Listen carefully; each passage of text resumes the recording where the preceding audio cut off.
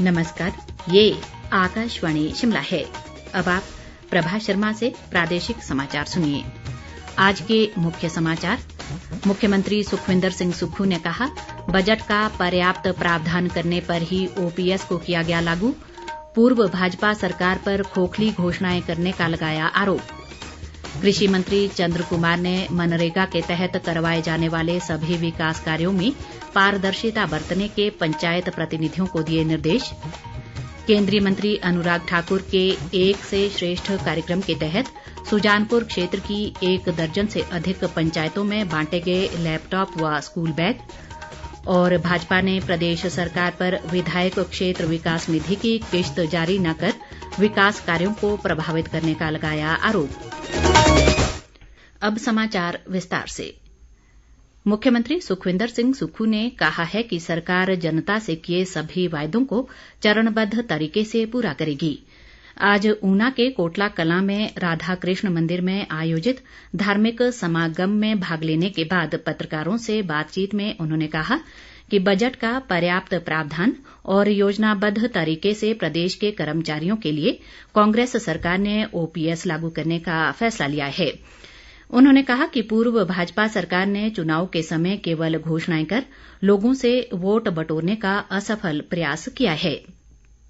सुखविंदर सिंह सुक्खू ने कहा कि पूर्व भाजपा सरकार ने 6ठा वेतन आयोग लागू किया, लेकिन अभी तक कर्मचारियों व पेंशनरों के एरियर नहीं दिए हैं। इसके अलावा पूर्व सरकार ने डीए की घोषणा कर दी, लेकिन अभी तक 992 करोड़ डीए की किश्त भी नहीं दी गई है। इस दौरान मुख्यमंत्री ने 3 करोड़ 35 लाख रुपए की लागत से बनने वाली लाल सिंगी जलेड़ा सड़क का भूमि पूजन भी किया। इस अवसर पर उप मुख्यमंत्री मुकेश अग्निहोत्री और शिक्षा मंत्री रोहित ठाकुर सहित अन्य गणमान्य लोग भी उनके साथ मौजूद रहे।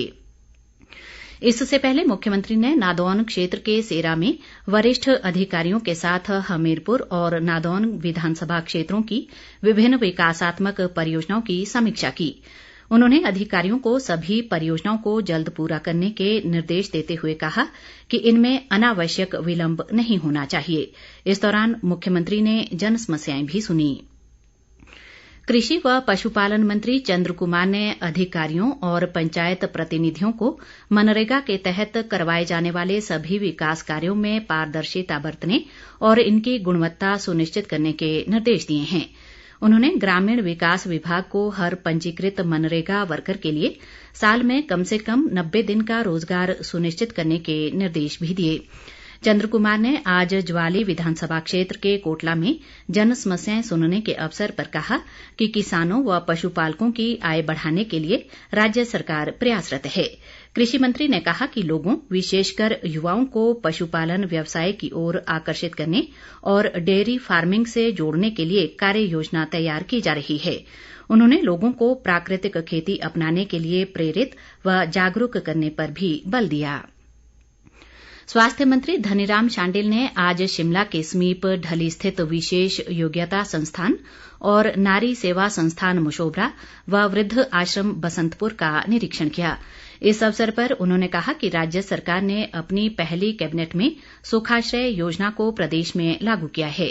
शांडिल ने बताया कि इस कोष में मुख्यमंत्री, उप मुख्यमंत्री के अलावा मंत्रियों व मुख्य संसदीय सचिवों और कांग्रेस के सभी विधायकों ने सहायता प्रदान की है। इस दौरान उन्होंने कम दृष्टि के छात्र वीरपाल के साथ संवाद किया। स्वास्थ्य मंत्री ने संस्थान के प्रधानाचार्य को स्टाफ की कमी का विवरण और अन्य मूलभूत सुविधाओं के विषय में लिखित निर्देश दिए।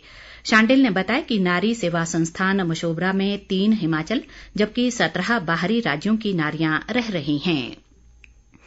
उद्योग व आयुष मंत्री हर्षवर्धन चौहान ने कहा है कि जनसेवा, जन समस्याओं का समाधान, पिछड़े क्षेत्रों व पिछड़े वर्गों का उत्थान राज्य सरकार की सर्वोच्च प्राथमिकता है। वे आज पांवटा साहिब में जन समस्याएं सुनने के अवसर पर बोल रहे थे। इस दौरान उद्योग मंत्री ने अधिकांश समस्याओं का मौके पर अधिकारियों के सहयोग से समाधान किया और कुछ मांगें व समस्याएं अधिकारियों को सौंपकर इनका समयबद्ध समाधान करने के निर्देश दिए। इस दौरान अल्पसंख्यक निगम के पूर्व उपाध्यक्ष तपेंद्र सिंह सैनी के नेतृत्व में एक प्रतिनिधिमंडल ने पांवटा साहिब क्षेत्र में उद्योगों में स्थानीय लोगों को रोजगार देने और उन्हें निकाले जाने के संबंध में उद्योग मंत्री को पत्र सौंपा। उद्योग मंत्री ने प्रतिनिधिमंडल की समस्याओं के समाधान का आश्वासन दिया। विधानसभा अध्यक्ष कुलदीप सिंह पठानिया ने कहा है कि प्रदेश सरकार शिक्षा क्षेत्र में ढांचागत विकास पर बल दे रही है। वे आज चंबा जिले की राजकीय वरिष्ठ माध्यमिक पाठशाला नैनीखड्ड के वार्षिक समारोह की अध्यक्षता करते हुए बोल रहे थे। पठानिया ने कहा कि इस पाठशाला में विज्ञान और वाणिज्य संकाय की कक्षाएं शुरू की जाएंगी।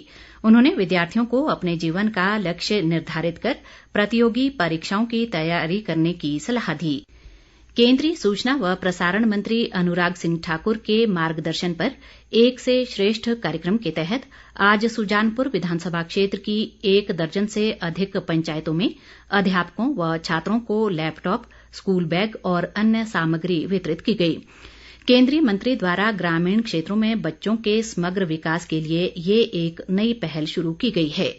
हमीरपुर संसदीय क्षेत्र में चलाए गए एक से श्रेष्ठ कार्यक्रम में बेहतरीन अध्यापक ग्रामीण स्तर की प्रतिभा को निखारने का काम कर रहे हैं। अनुराग ठाकुर की इस योजना को विद्यार्थियों व अध्यापकों ने बेहद सराहनीय कदम बताते हुए कहा कि इससे बच्चों का संपूर्ण विकास करने में मदद मिल रही है। पूर्व मुख्यमंत्री व नेता प्रतिपक्ष जयराम ठाकुर ने प्रदेश की कांग्रेस सरकार को इंतजार की सरकार बताया है। शिमला में आज पत्रकारों से बातचीत के दौरान उन्होंने कहा कि प्रदेश में सरकारी कर्मचारी ओपीएस की नोटिफिकेशन का इंतजार कर रहे हैं और महिलाएं 1500 रुपए जबकि युवा वर्ग को 5 लाख नौकरियों का इंतजार है। जयराम ठाकुर ने कहा कि अगर कांग्रेस पार्टी अपनी 10 गारंटियों को लागू करना चाहती है तो उसके लिए रिसोर्स मैनेजमेंट पर ध्यान दे, न कि संस्थानों को बंद करने का प्रयास करे। उन्होंने आरोप लगाया कि मुख्यमंत्री बार बार जनता के बीच ऋण का आंकड़ा प्रस्तुत कर रहे हैं जो पूरी तरह गलत है। प्रदेश भाजपा महामंत्री व विधायक राकेश जम्वाल ने कहा है कि कांग्रेस सरकार ने उप मुख्यमंत्री, सीपीएस और कैबिनेट रैंक बांटकर हिमाचल प्रदेश पर आर्थिक बोझ बढ़ाया है। शिमला से जारी एक बयान में उन्होंने कहा कि प्रदेश सरकार ने विधायक क्षेत्र विकास निधि योजना का पैसा रोक रखा है, जिससे विधानसभा क्षेत्रों में विकास कार्य भी प्रभावित हो रहे हैं। राकेश जम्वाल ने कहा कि वर्ष 2022-23 के बजट में जयराम सरकार ने विधायक क्षेत्र विकास निधि की राशि को 1 करोड़ 80 लाख से बढ़ाकर 2 करोड़ कर दिया था। इस राशि की 3 किश्तें विधानसभा क्षेत्रों में योजना विभाग के माध्यमों से पहुंच गई हैं, लेकिन जनवरी की किश्त अभी तक नहीं पहुंच पाई है। उन्होंने कहा कि कांग्रेस सरकार को हिमाचल के विकास को प्राथमिकता देते हुए प्रदेश पर आर्थिक संकट नहीं बढ़ाना चाहिए।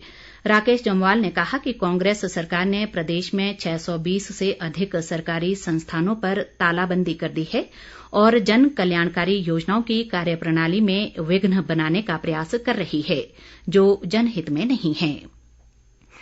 मुख्य संसदीय सचिव संजय अवस्थी ने जन कल्याणकारी योजनाओं के प्रभावी प्रचार प्रसार में नवीनतम और आधुनिक मीडिया के उपयोग पर बल दिया है। वे आज शिमला में सूचना व जनसंपर्क विभाग की समीक्षा बैठक की अध्यक्षता कर रहे थे। संजय अवस्थी ने कहा कि मीडिया के माध्यम से सरकार की कल्याणकारी योजनाओं को जमीनी स्तर तक ले जाने में जनसंपर्क की महत्वपूर्ण भूमिका है। उन्होंने कहा कि जनसंपर्क लोगों और सरकार के बीच एक सेतु का काम करता है। मुख्य संसदीय सचिव ने विभाग से जुड़ी मांगों को जल्द पूरा करने का आश्वासन भी दिया। लद्दाख के फियंग में चल रही महिला वर्ग की राष्ट्रीय आइस हॉकी प्रतियोगिता में हिमाचल टीम का प्रतिनिधित्व लाहौल स्पीति जिले की लड़कियां कर रही हैं। इस टीम में सभी खिलाड़ी स्पीति क्षेत्र से हैं। तेलंगाना, दिल्ली और हरियाणा को हराकर हिमाचल की टीम सेमीफाइनल में जगह बनाने के बाद आज हुए मुकाबले में यूटी लद्दाख की टीम से हार गई है। कांस्य पदक के लिए हिमाचल का मुकाबला कल दिल्ली से होगा। इस प्रतियोगिता में हिमाचल के अलावा तेलंगाना, दिल्ली, हरियाणा, महाराष्ट्र, यूटी लद्दाख और आईटीबीपी की टीमें हिस्सा ले रही हैं। अंतर्राष्ट्रीय पोषक अनाज वर्ष 2023 के तहत आत्मा परियोजना की किन्नौर इकाई द्वारा आज रिकांगपिओ में पोषण युक्त मोटे अनाज से संबंधित महिला सशक्तिकरण नेतृत्व शिविर का आयोजन किया गया। इस दौरान महिला किसानों को मोटे अनाज की किट वितरित करने के अलावा इससे संबंधित जानकारी भी दी गई। परियोजना अधिकारी लक्ष्मण सिंह कनेट ने बताया कि वर्ष 2023 को अंतर्राष्ट्रीय पोषक अनाज वर्ष घोषित किया गया है ताकि किसान इस अनाज की खेती कर अधिक लाभ प्राप्त कर सकें। अंत में मुख्य समाचार एक बार फिर। मुख्यमंत्री सुखविंदर सिंह सुक्खू ने कहा, बजट का पर्याप्त प्रावधान करने पर ही ओपीएस को किया गया लागू। पूर्व भाजपा सरकार पर खोखली घोषणाएं करने का लगाया आरोप। कृषि मंत्री चंद्र कुमार ने मनरेगा के तहत करवाए जाने वाले सभी विकास कार्यों में पारदर्शिता बरतने के पंचायत प्रतिनिधियों को दिए निर्देश। केंद्रीय मंत्री अनुराग ठाकुर के एक से श्रेष्ठ कार्यक्रम के तहत सुजानपुर क्षेत्र की 1 दर्जन से अधिक पंचायतों में बांटे गए लैपटॉप व स्कूल बैग। और भाजपा ने प्रदेश सरकार पर विधायक क्षेत्र विकास निधि की किश्त जारी न कर विकास कार्यों को प्रभावित करने का लगाया आरोप। इसी के साथ ये समाचार बुलेटिन समाप्त हुआ। नमस्कार।